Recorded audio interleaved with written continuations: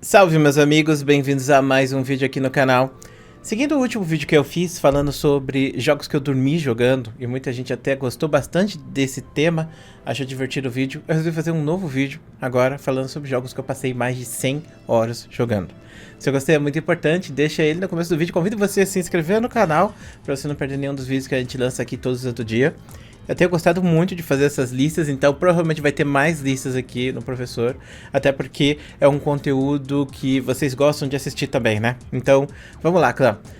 Vamos começar aqui com um jogo que eu passei muitas horas, e quando eu falo muitas horas, eu falo provavelmente mais de 2 ou 3 mil horas nele.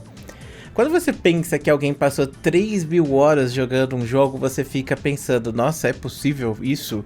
É um jogo que você morou nele por muito tempo, né, Dark? Né? Realmente eu passei muito tempo jogando League of Legends. Meus amigos, todo mundo já sabe, né? Eu trabalho com League of Legends, então não é uma grande surpresa que eu tenha passado tanto tempo assim jogando ele. Hoje em dia eu não passo mais tanto tempo quanto eu passava antigamente, mas é um jogo que eu tenho mais de 15 mil partidas, então se você for contar essas 15 mil partidas aí com tempo, nossa, vai dar muito tempo mesmo. Mas eu jogo ele desde 2009 também, então não é tipo, joguei aqui, sei lá, 3 mil horas do jogo em 3 meses, não, acho que nem tem 3 mil horas em 3 meses, né? Mas de qualquer maneira, é um jogo que eu passei muito tempo e continuo jogando por muito tempo. Bom, agora a gente vai falar sobre um jogo que provavelmente vocês não vão imaginar que vai entrar numa lista minha, que é Ragnarok. Você sabia que eu acho que o segundo ou terceiro vídeo da história desse canal aqui foi Ragnarok? Eu gosto muito desse jogo porque ele foi um RPG assim que eu joguei quando eu era criança. E ele eu acho que foi o primeiro MMORPG que eu joguei na minha vida. E é um jogo extremamente interessante por ser livre, sabe? Por ser um jogo que te deixa aberto para você fazer várias coisas. Porque o seu personagem, por exemplo, ele tem um sistema de pontuação. E você pode colocar qualquer ponto que você quiser nele, sabe? Vai ter pessoas que colocaram ponto de inteligência assim no cavaleiro, vai ter gente que colocaram ponto de dano, vai ter gente que colocou ponto de tanque, vai ter gente que colocou ponto de acertar os adversários, ponto de velocidade.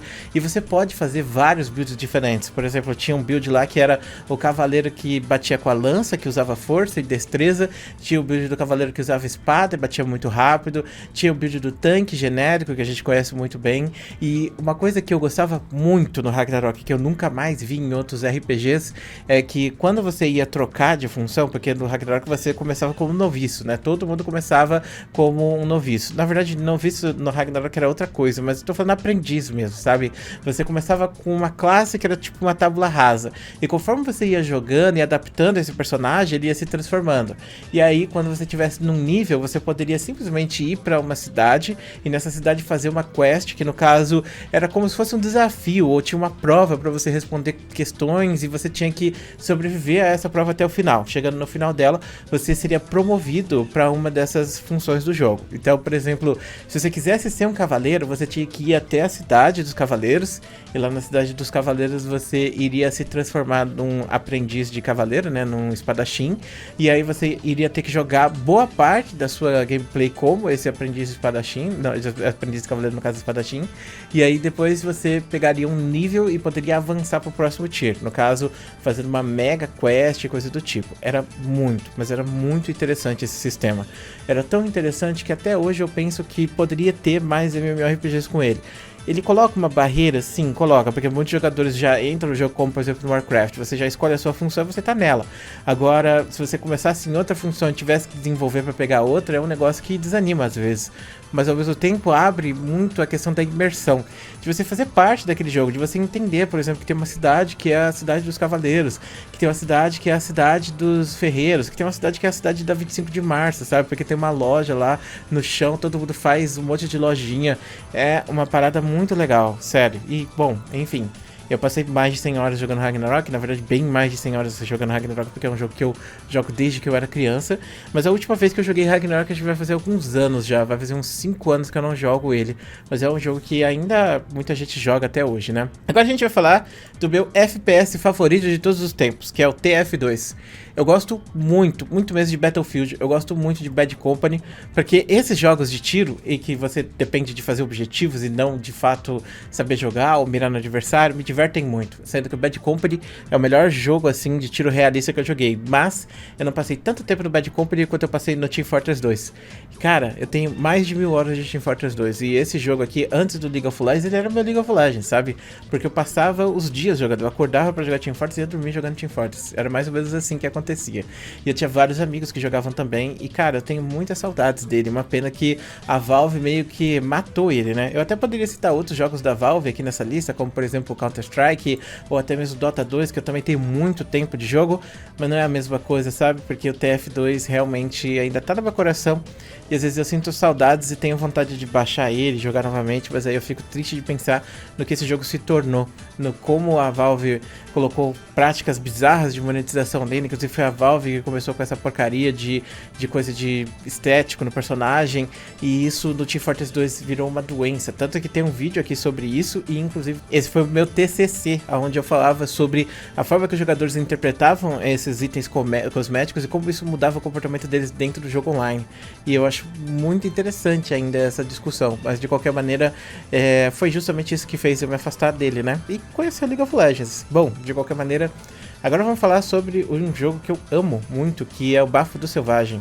Meu amigo, esse jogo, eu diria pra vocês que foi o melhor jogo que eu já joguei na minha vida, mas não sei, talvez teria sido tryhard, mas eu gostei tanto dele por vários motivos. Primeiro porque eu gosto de jogos onde você tá num mundo pós-apocalíptico, onde tá tudo destruído, onde você é jogado ali naquele ambiente, você vai aprender as coisas que aconteceram, que levaram até aquele ponto, sabe?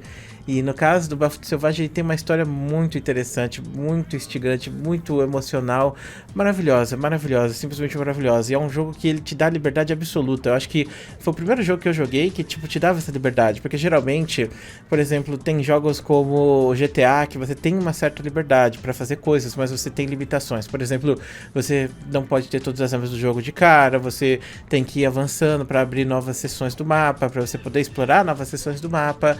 Bully é um jogo que eu gostava muito também, que seguia o mesmo estilo. Open Worlds que vieram após isso, RPGs principalmente, Open Worlds são assim. Então você teria essas limitações, por exemplo, no Skyrim. Você tem uma liberdade para você ir para qualquer lugar, mas nem toda a liberdade para você ficar nesses lugares, porque tem lugares que você não tem nível, que você não tem magia suficiente para você tancar ou ficar ali, entendeu? Então, de certa forma, isso age como uma cláusula de barreira, onde você não pode passar por ali, sabe?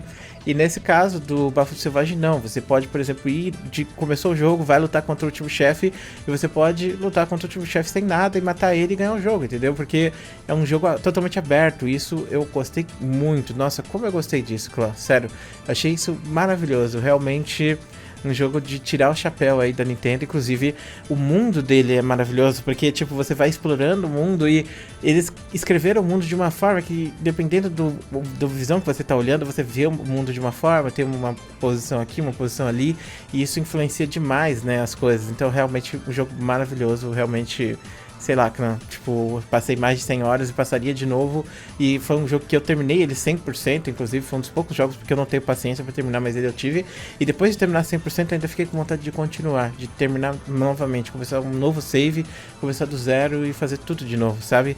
Pra você ver como eu gostei dele.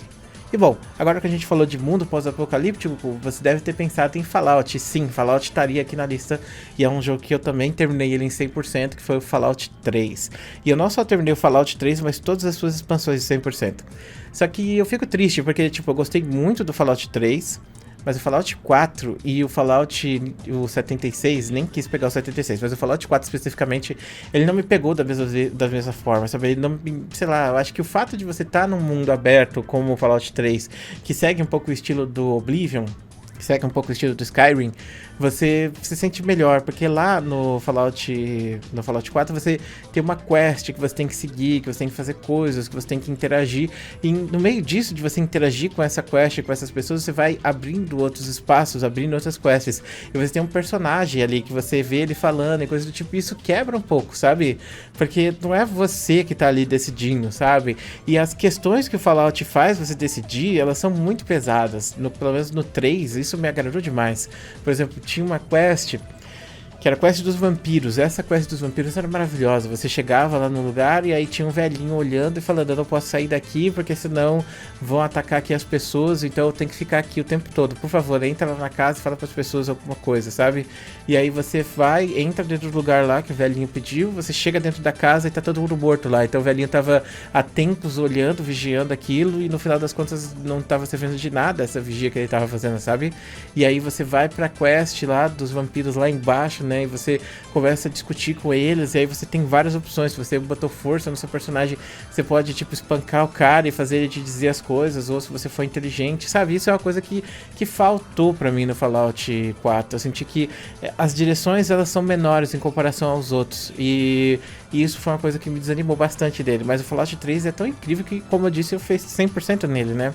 Você pode explodir ou não Megaton. Eu fiz um save que eu explodi Megaton, fiz um save que eu não explodi Megaton, coisa do tipo. Outro jogo que eu até poderia colocar na lista é o Skyrim também, que eu também passei muito tempo, e eu gosto dessas quests, sabe? Tipo, eu lembro que tinha uma quest no Skyrim que você ia numa cidade nova lá, e aí de repente você descobria que tinha uma pessoa estranha te olhando, aí você começava a seguir ela, e aí você descobria que na verdade tinha um esquema de assassinato lá numa casa, aí você ia, desenterrava lá um corpo, descobria que uma criança tinha sido morta, aí você salvava o espírito dela e prendia a pessoa que era assassina. Nossa, era muito legal esse tipo de coisa, cara, é muito legal. E infelizmente, bom, enfim, como eu disse, no Fallout 4 não teve. Eu espero que no novo Elder Scrolls eles coloquem quests nesse nível ou sigam essa pegada, mas sendo bem sincero, não tô muito hypado não, viu? Bom, de qualquer maneira tá aí o vídeo de hoje, muito obrigado por assistir até aqui, um grande beijo, um grande abraço, a gente se vê depois.